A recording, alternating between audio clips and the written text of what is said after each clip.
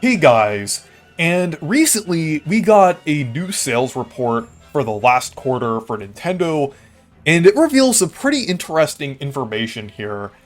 And I kind of wanted to discuss it since it definitely involves both the Mario RPGs and Mario Party. But before we get started, I just wanted to mention that I have a goal to hit 30,000 subscribers before the Switch 2 launches, so if you enjoy my content, consider subscribing, and if I hit that goal, I will give away a copy of the new Mario Kart game. So let's go ahead and take a look at this. So the most interesting thing, or I guess the most standout part of this, is the fact that the Nintendo Switch surpassed 150 million copies, or units, technically. So that's pretty good, and it's pretty close to outselling the DS. I'm not sure about the PS2 though, since it does have another 10 million to go, because the PS2 was recently updated for no reason whatsoever to have 160 million sales, when it had 155 million before. But yeah, I just think it's pretty funny that Sony did that recently when Nintendo was kind of approaching the PS2's sales, but it's probably going to surpass the DS's sales, at least, and probably become the best-selling Nintendo console. Like, that would not be surprising at all, but it's pretty cool to see it hit, like, another milestone. But the thing with this sales report that is more interesting to me is the sales of the games themselves, since it finally revealed a lot of things that we were hoping to see in terms of various games that were releasing around the holidays. And one notable game was Mario and Luigi Brothership. Back when it came out, and the week 1 sales were released, a lot of people were doom posting about it, since it was performing poorly in Japan.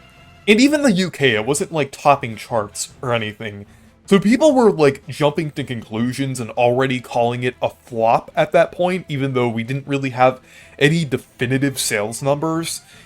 So that ended up not being true at all, since the game ended up selling 1.84 million, which is pretty good for a Mario and Luigi game for the first 7 weeks. Like, it already outsold Partners in Time and Paper Jam, as well as the remakes, but that's kind of obvious.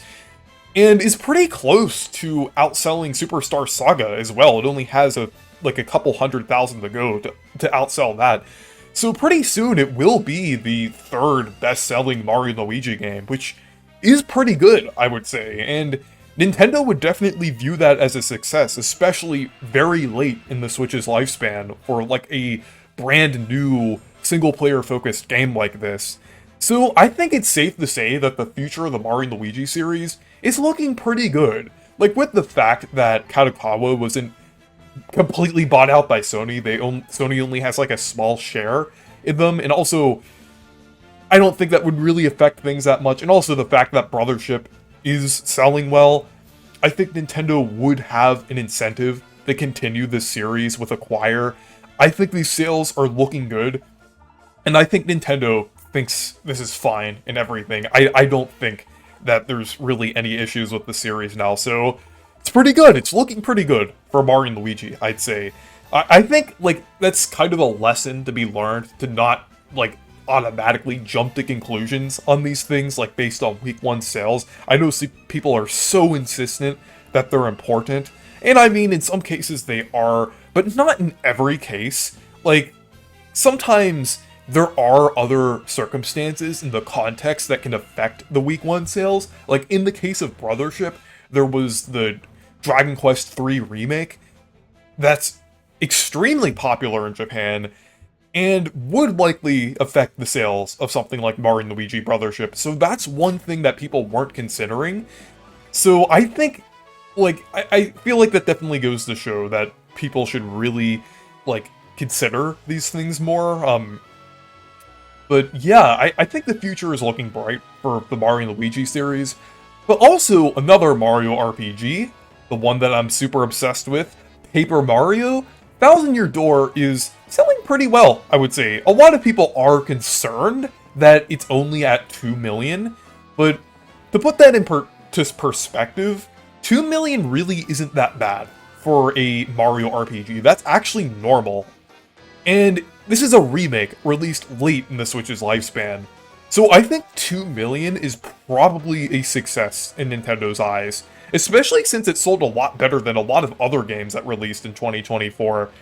This is actually selling proportionally as well as Origami King when you compare it to the Nintendo Switch hardware and software sales of, like, the respective year. Like, since the sales of the hardware and software are lower overall for the Nintendo Switch, like, that does mean that Thousand Year Door still is selling, like, pretty well in proportion to that.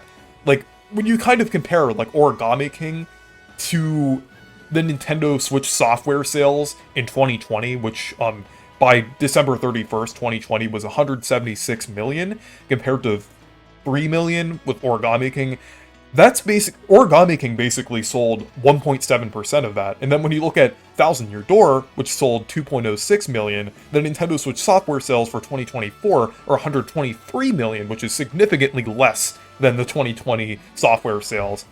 And the ratio and the amount of Thousand Year Door copies that kind of is a part of that whole Nintendo Switch software, like, amount is also 1.7%.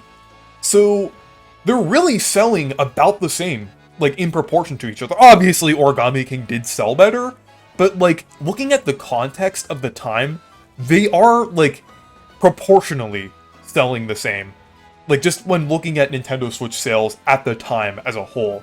And I think that's a more important thing to consider than raw sales data alone, because I feel like that's probably what Nintendo is, like, looking at. They're probably looking at the proportion of, like, the whole, like, all of the games that sold in the year, and looking at what percentage that Thousand Year Door kind of sold compared to what percentage that Origami King sold out of 2020's games.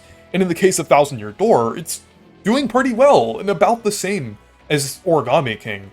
So I don't really see any reason in kind of, like, doom posting about this, since it is selling pretty well, I would say, and is definitely doing well for a remake.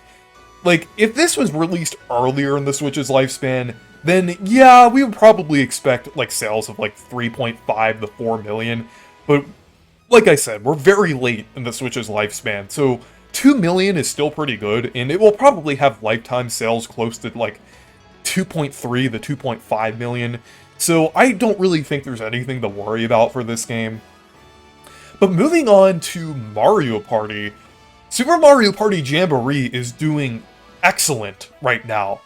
And it actually is very surprising, like, I know I was talking about, like, very late in the Switch's lifespan, it's, like, important to lower expectations on sales, but it's still actually pretty surprising that Jamboree had the biggest Mario Party launch ever. I think that's pretty interesting. And it actually had a bigger launch than Super Mario Party and Superstars at, like around 6 million, which I think is pretty interesting. I think that's due to, like, a few different reasons. I think Mario Party actually has a similar effect to Mario Kart, where it's kind of gained a lot of popularity over time during the Switch era. I mean, it was already a popular thing beforehand, but, like, the Switch kind of boosted it even more. But instead of only having sales for, like, during one game, kind of like across the Switch era, Mario Party kind of broke that popularity up into 3 games between Super Mario Party Superstars and Jamboree. So I think Jamboree is kind of like a result of, like, a lot of, like, the people who wanted to play a new Mario Party game, or people who've, like the others, kind of jumping onto this one. And this does, like, Nintendo advertised this as the definitive Mario Party game, so I could see why it was so successful. It has a ton of content, and fully cements the classic formula being back when Superstars kind of, like, fully brought it back as kind of like a remaster of older boards. And Jamboree is just, like, jam-packed with content. So I think that's not surprising why it sold so well. And like I said, I think this is kind of an effect of the other Mario Party games selling so well, and I've seen people use this as an argument against the RPGs, like saying, oh, yeah, the RPGs did sell poorly, because Mario Party still had the biggest launch of all time, so that means, like, the Mario RPGs just don't sell. But the thing is, with that, I'm not underestimating Jamboree's sales at all. I think that's great that it sold really well. But you have to look at the context. Mario Party has been pushed out throughout the Switch era ever since 2018 with Super Mario Party. But the Mario RPGs only got a big push when the Switch sales were declining in 2023 with Super Mario RPG and then eventually the others.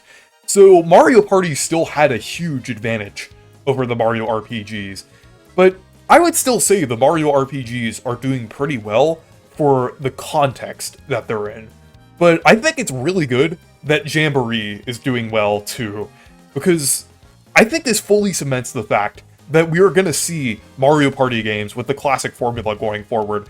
No more weird ideas, no more car mechanic.